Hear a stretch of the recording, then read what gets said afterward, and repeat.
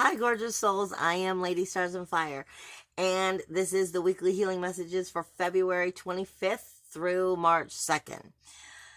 And technically, I'm going to go a little past March 2nd, simply because this whole week is going to be incredibly sensitive, and the more sensitive you are, or the more you're in denial, the more sensitive it's going to get as well. Sensitive's about feeling the energy, yes, but for those that are in denial and needing things to be brought to their attention so they get out of denial, also yes. It really just depends on where you are on your path and what we're observing as to how that sensitivity is going to hit you, but it's going to probably hit this week. But it's actually a positive thing. Spirit is giving me like the death card. It's very scorpionic, and I feel very scorpionic all through March. Even though it's not scorpion energy, it's what I'm getting is, like I said, the death card. It's the end. It's the completion. Something's dead. A new door is opening. You shut one door, you're going through the other.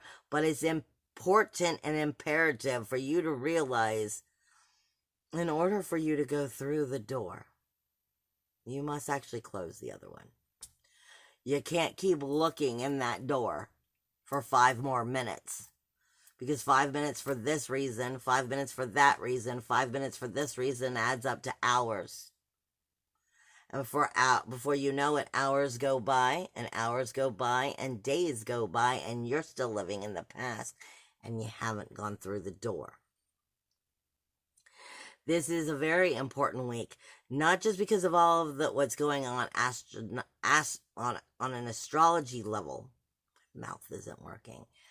But because Spirit reminds me, and I've been saying since we began 2020, since before we began 2020, we were coming into a 4-year.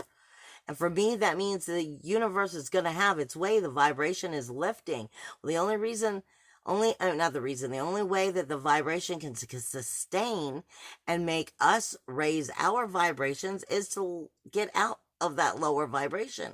And that means the lower vibration has to cease to exist. It has to stop. So it has to get out. It can't be running through our veins anymore.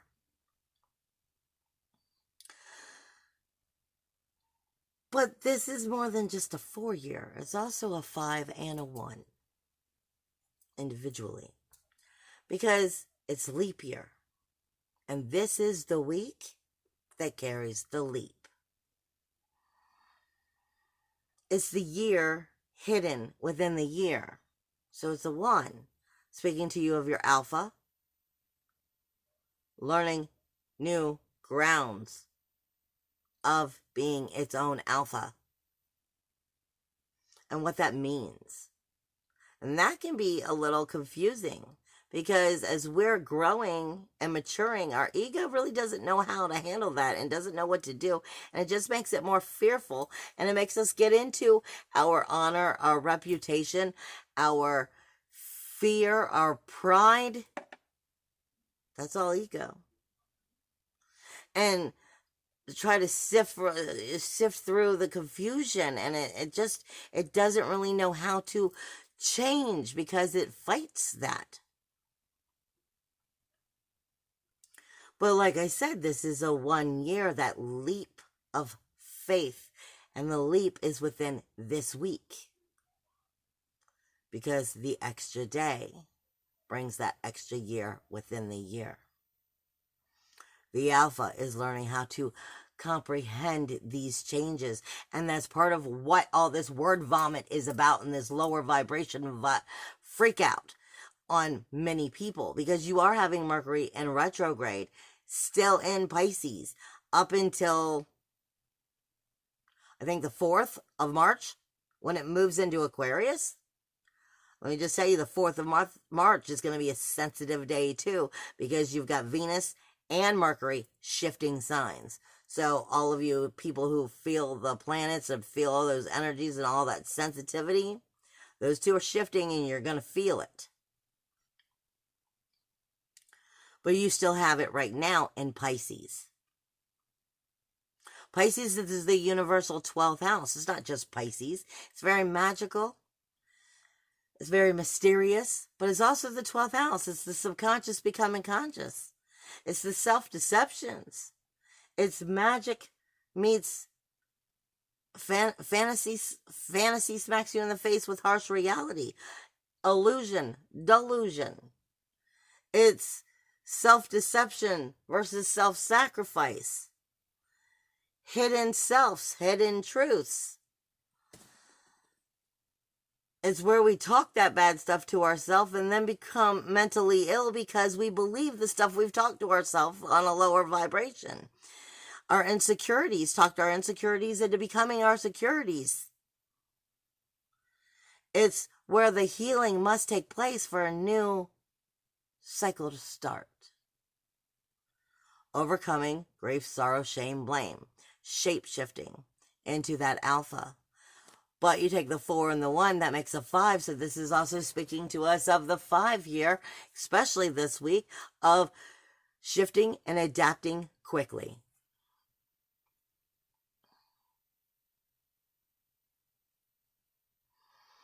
This is that kind of energy that I was saying a couple weeks back, that Spirit was saying as we walked through this Mercury retrograde. It's going to have pressure. And pressure can pushed and applied in the right way or incorrectly, depending on how you view it, and how well someone's will is, can destroy them. But it's also, pressure can also create diamonds. Metatron comes through and reminds me how many times do I gotta keep coming back and telling you people this. Take the doubt out. When will you believe in yourself? This is definitely some of the best magic you can have, but it can also be some of the worst magic you can create. And that has everything to do with the way you choose to think. That's the law of attraction, which creates the manifestation. If you want to have a healthy vibrational relationship with another human being, well, that's not possible if you don't have a healthy relationship with yourself. If your vibration of yourself and your own relationship of yourself is low, and you think poorly of yourself, then you can't create that higher vibration, because you must first heal that within yourself. This is about communication with self, so that you can raise your viewing, your self-talk. A lot of mirroring going on, because we're talking about Neptune, Pisces, and on top of that, on the 25th and the 26th, sensitive days, especially word vomit, emotionally sensitive days, Mercury in retrograde, the sun is illuminating it and they're crossing. So the sun is bringing extra attention to everything Pisces is. Everything, that 12th house and Pisces energy itself. Pisces is very compassionate and very loving and wants to believe only the best in people. But Pisces also gets taken advantage of because it believes in people when it knows it shouldn't. But it's that 12th house also of our skeletons in the closet, our insecurities, our self-deception, our self-sacrifice, our lower vibrations, because of our fears of healing them. The sun is illuminating all of this on the 25th and the 26th as the sun and Mercury communicate, illuminate, and cross each other. And then the sun will be going towards Neptune, where it's bringing more magic in. If you're not talking to yourself in positive ways, and you're not sticking to your spiritual truths, your morals, and your ethics, you're following the crowd, then your magic's going to have a lower communication and not be creating what it wants. The karmic lesson and the healing isn't made. And then on the 29th, starting on the 29th, 28th, because on the 29th, which is Saturday, you have Chiron and Lilith coming into exactly the same degree in Aries. Aries is me first energy. Aries is a starting point. Aries is a beginning. But Aries is also where the most meekest, most quietest, the one who's the mouse in the group, like quiet as a mouse. This is where they're getting ready to stand up and be bold themselves. This is an area where the word vomit is going to be even more bold. And word vomit isn't necessarily a bad thing. Sometimes the things that need to be said need to come out. But how they're brought out can make a lot of difference. Chiron and Lilith are coming into the same degree, and they're going to stay within 5 degrees all month in March. But Chiron's the wounded healer and a brand new cycle and a brand new beginning of me first energy. And let's figure out where our self-awareness is off, where the personality and the character is off. What's not sinking into the core, and how can we heal that? Which is telling you, it's talking about your inner emotional security, your self-worth, self-value, self-esteem, targeting insecurities. And directly across from it, it's having a conversation with the collective consciousness, Haumea, in Libra. Balance, justice, harmony within the relationships. No more putting yourself on the back burner. You are worthy. You are valuable. Do you believe that?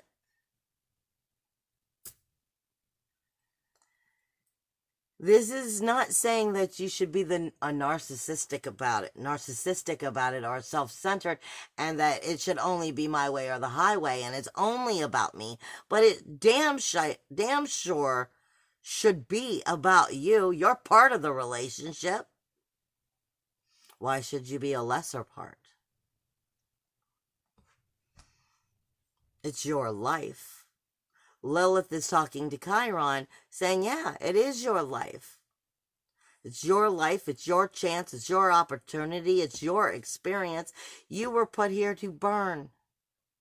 For your soul to burn, for your soul to be creative, for your creative expression to be able to be heard. Is it?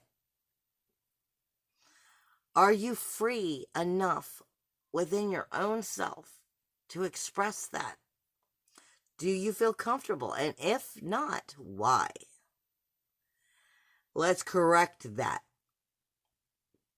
That's what this is talking about. So in that outer community, these relationships, partnerships, contracts, anything you care about, you have a relationship with. Business relationships, contracts, marriages, even your open enemies, your children. This is what you are investing your life in. Your children, your family, your life, these relationships. Are you less important than the other people? These investments are for you. As your soul fire being heard. But on the other side of Aries is the doubt of believing in the worth and the value, because at the other side of Aries is Medusa. It's Eris, but I call her Medusa. Trouble, toil, strife. She was not given an opportunity to heal. So will you pass the opportunity up for you to heal? And she's directly speaking to Libra also, with Ura and Haumea. That's the lotus flower. The meaning of those two is harmony and balance within the relationships. And where's the sacrifice and the commitment to the growth of the lotus flower. The lotus flower is seen as a spiritual omen, a spiritual ascension, spiritual growth. So this is talking to us about soulfully growing together as a group in a relationship. Are you? The thing is, this highly spiritual thing that we all look up to, the lotus flower, grew out of a swamp. Some of the dingiest, dirtiest, nasty place. And turned into one of the most beautiful spiritual flowers as we use to help us mature and grow. Are you so badly stuck in the swamp that you can't see the light? Are you just starting to realize that you're breaking out of the swamp and there is fresh air? Or are you finally stretching to bloom? Where's the sacrifice and commitment in this relationship? Is it aiming to the blooming, or are you just stuck in the swamp? Where's the sacrifice and commitment to yourself? You're worthy. But Eris, which is Medusa,